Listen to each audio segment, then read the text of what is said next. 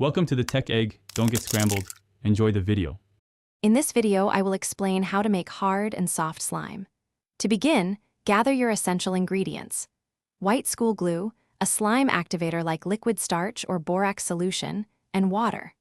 The key to achieving different textures, whether wonderfully soft and stretchy or firmer and more moldable, lies in the precise ratios of these components.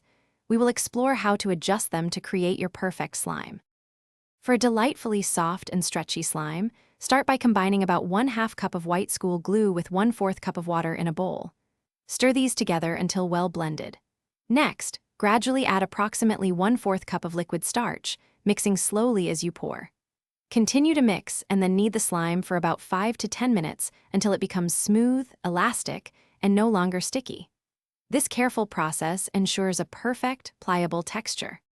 To create a firmer, more moldable slime, begin by mixing 1/2 cup of white school glue with a smaller amount of water, about 1/8 cup.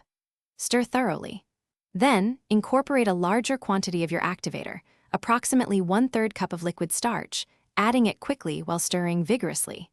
Knead the mixture for 3 to 5 minutes. This higher activator-to-water ratio will result in a less stretchy, more solid slime that holds its shape well. If your slime is too sticky, add a few more drops of activator and knead it in. If it's too stiff, try adding a tiny bit more glue or water. Always store your finished slime in an airtight container to keep it fresh and prevent it from drying out.